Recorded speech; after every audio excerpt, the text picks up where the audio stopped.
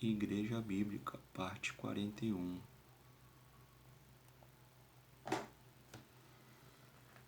Paramos em Hebreus. Olha não, vamos que vamos. 12, do 5 ao 15. E já vos esquecestes da exortação que argumenta convosco como filhos. Filho meu, não desprezes a correção de Yahu, e não desmaies quando por ele fores repreendido, porque Yahu corrige o que ama e açoita a qualquer que recebe por filho. Se suportai a correção, Deus vos trata como filhos, porque que filho há a que o pai não corrija? Mas se estáis sem disciplina, da qual todos são feitos participantes, sois então bastardos e não filhos. Além do que, tivemos nossos pais segundo a carne, para nos corrigir e nos reverenciamos. E nós os reverenciamos. Não nos sujeitaremos muito mais ao Pai dos Espíritos para vivermos? Porque aqueles que, na verdade, por um pouco de tempo nos corrigiam como bem lhes parecia, mas este para nosso proveito, para sermos participantes de sua santidade.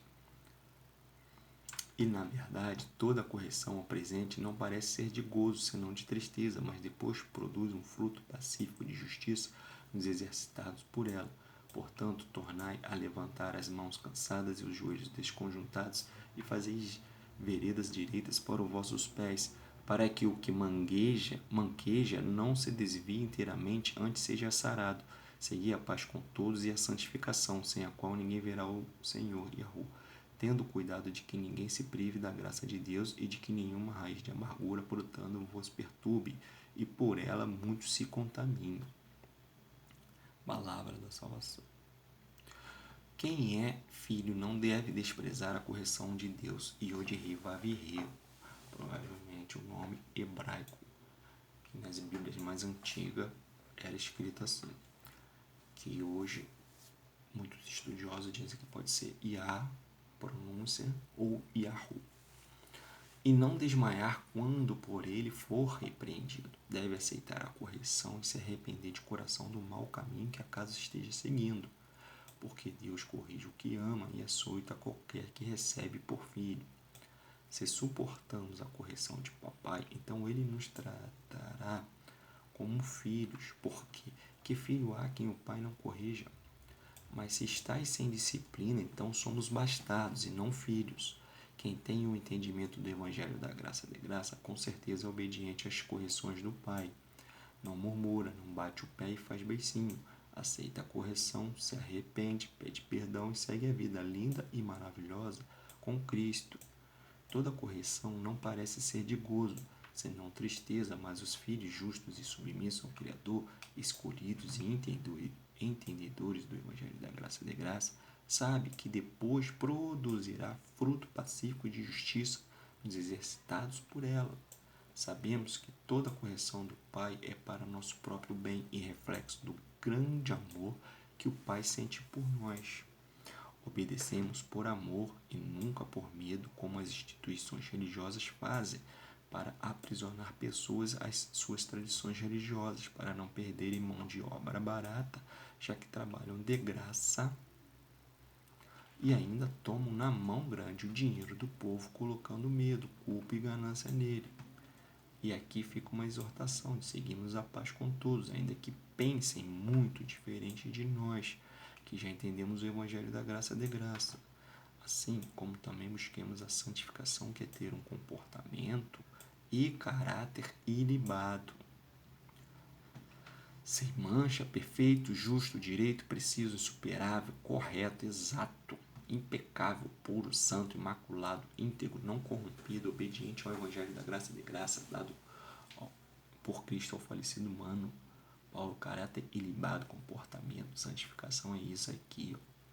Uma pessoa simples, uma pessoa sem mancha, perfeito, uma pessoa que não adora mamon como os religiosos adoram, como a maioria da humanidade adora mamon. Santificação é não adorar mamon, ter ilibado. São poucos que têm.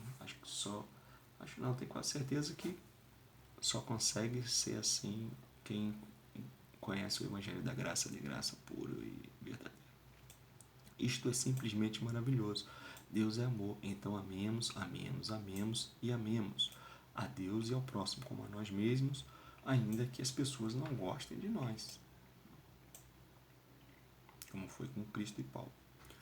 Hebreus 13, 1-22. Permaneça o amor fraternal, não vos esqueçais da hospitalidade, porque por ela alguns, não o sabendo, hospedaram anjos. Lembrai-vos dos presos como se estivesseis presos com eles, e dos maltratados como sendo vós mesmos também no corpo.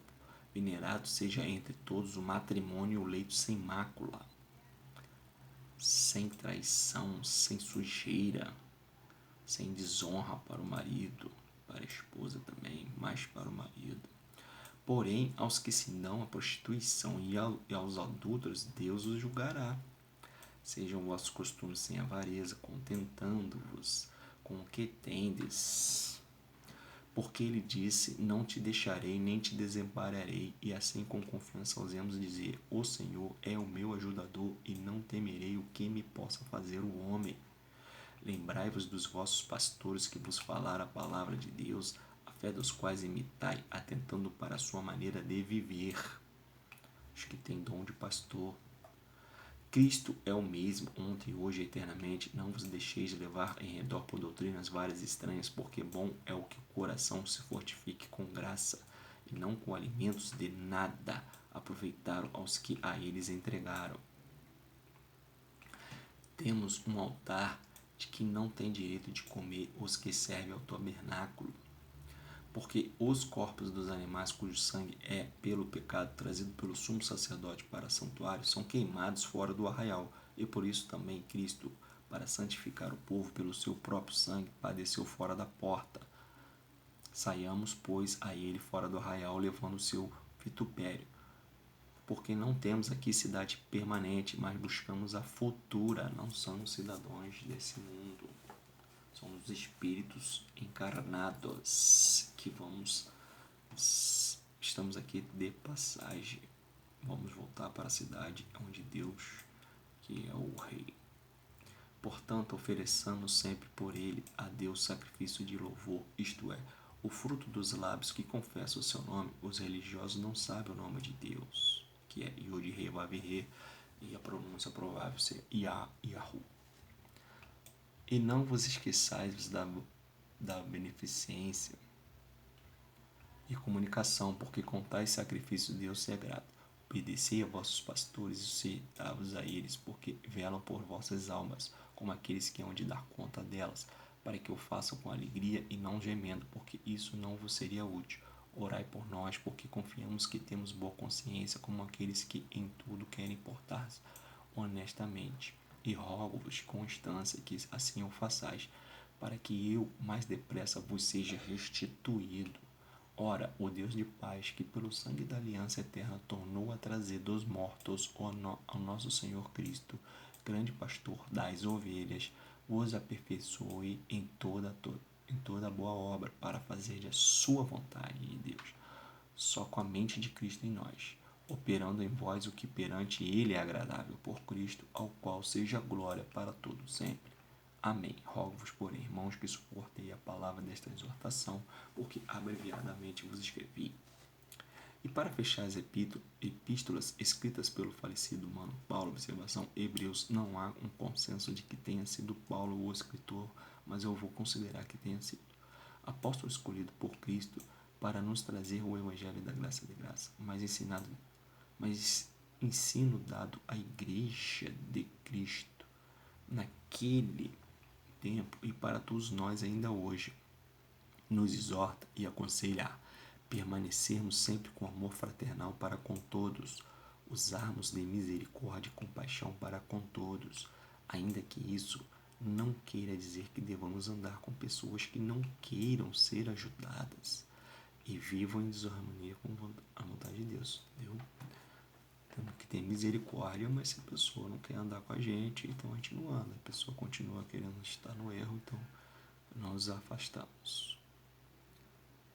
Sejamos hospitaleiros com todos, porém, em especial com pessoas que já entenderam o Evangelho da Graça e da Graça.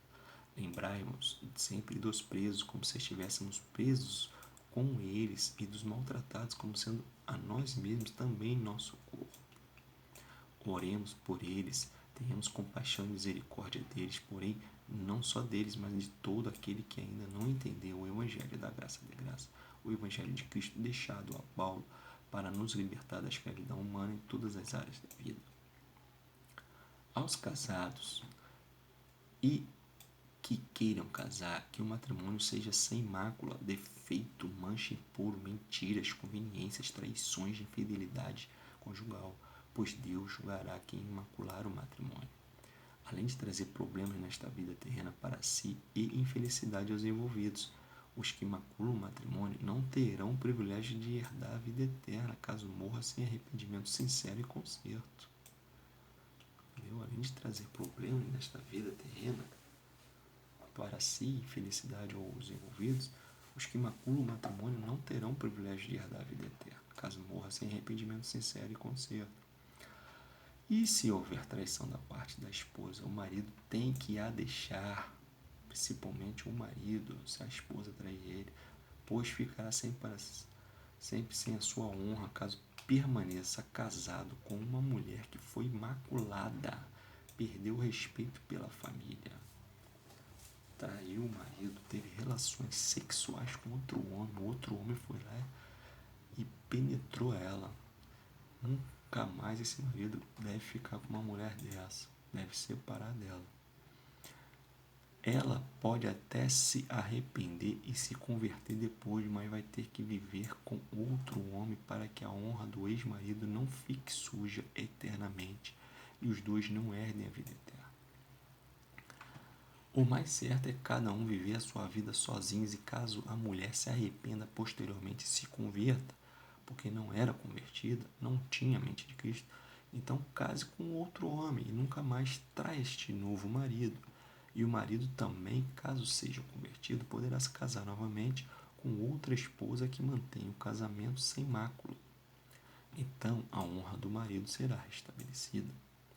Não há caso de homens de Deus cornos que foram traídos na Bíblia, que Cristo ou Paulo tenha ensinado a permanecer com a adúltera, se ficarem juntos depois de terem praticado impureza sexual com outra pessoa sem ser o cônjuge. Nunca mais serão felizes e serão impedidos de terem a vida eterna.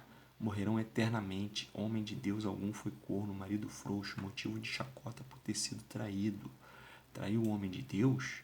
Segue teu rumo sozinha e seja feliz sozinha ou com outro homem, que o ex-marido, homem de Deus, será feliz com outra ou permanecerá sozinho para levar a sua honra.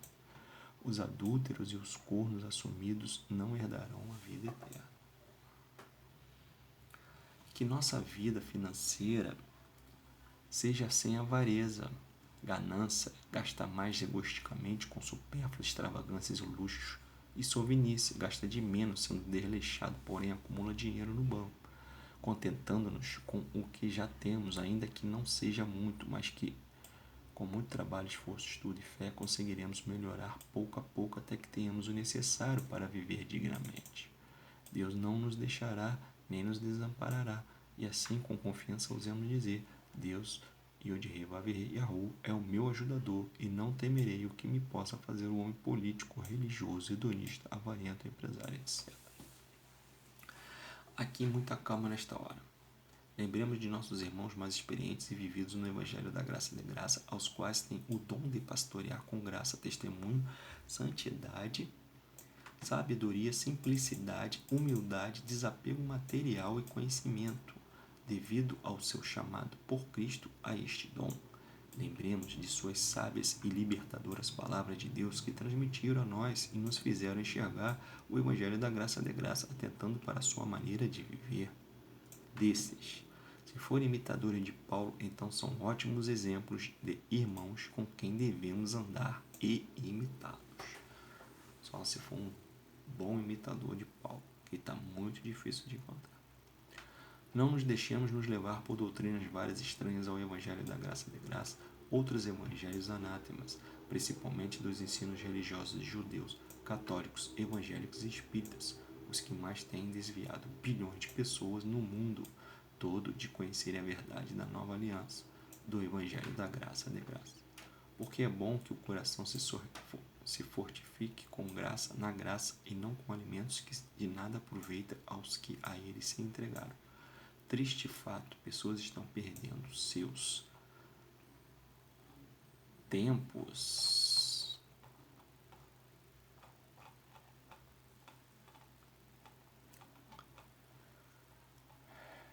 por décadas de vida dentro de templos religiosos, achando que estão andando dentro da vontade de Deus. Não temos aqui na terra a cidade permanente, mas buscamos a futura, a Nova Jerusalém, a espiritual, para aqueles que entenderem em vida o Evangelho da graça de graça. Novamente, Paulo ou outro escritor desconhecido nos aconselha a obedecermos aos nossos pastores, mas que pastores são estes? Líderes religiosos, judeus, católicos, evangélicos ou espíritas? De maneira nenhuma, de maneira alguma. Foge desta trupe sem entendimento do Evangelho da graça de graça. Foge, amado e amada. Os pastores aqui são os mesmos que já falei acima sobre eles, que são nossos irmãos mais experientes no Evangelho da graça de graça, que têm o dom de pastorear multidões, seja ao vivo, seja pela internet, seja como for. Porque estes sim velam por nós, oram por nós, torcem por nós, não querem nosso dinheiro e tempo disponíveis para eles, pois eles hão de dar conta por nossas almas.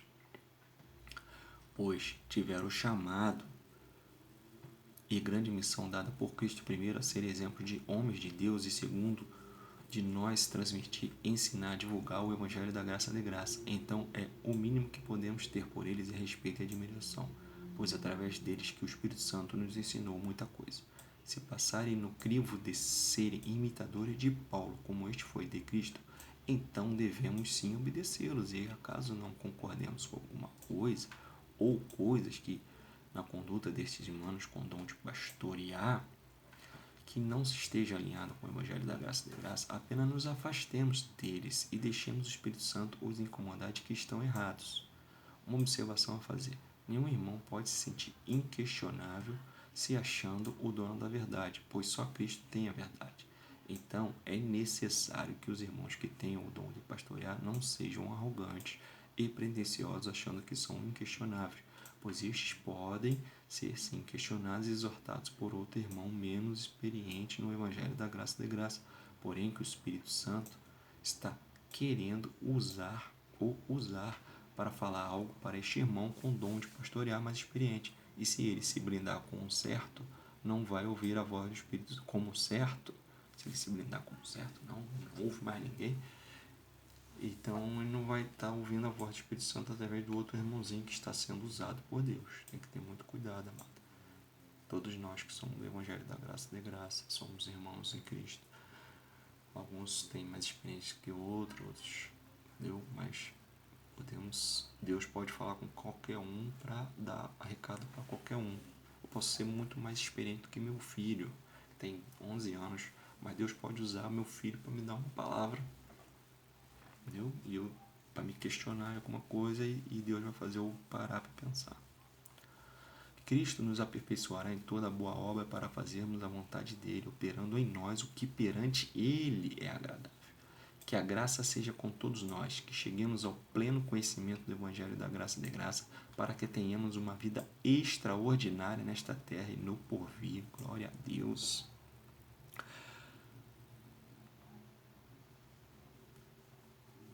Amado,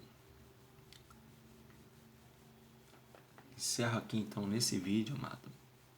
Vídeo parte 41, todo estudo da Igreja Bíblica, que tem como foi fundada.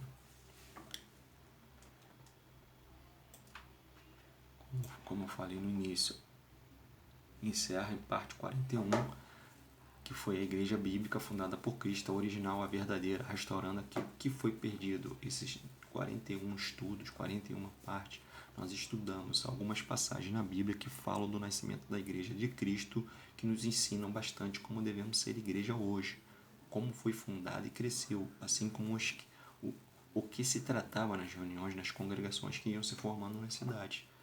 Então, a igreja de Cristo tem que estar dentro desse estudo aí, Pai, amado e amada, para os dias de hoje. Então, terminamos esse estudo da igreja bíblica, versículos comentados, como foi criada a igreja de Cristo no ano 33 depois de Cristo. Bem, amado, até o próximo vídeo. Agora nós vamos começar um outro estudo que é sobre o economista do reino de Deus. Vamos falar agora sobre como um cristão remanescente deve lidar com as finanças. Deve ser um administrador de Deus com os recursos financeiros que entram na mão dele. Porque isso também é um assunto muito importante hoje em dia, por isso que as denominações, as instituições religiosas criaram, os homens criaram essas instituições por fins políticos, religiosos, poder, ganância. Então, o cristão, a gente também reconhece ele na maneira que ele gasta os recursos financeiros que entram na mão dele, que Deus põe na mão dele. Então, até o próximo vídeo, querendo Deus.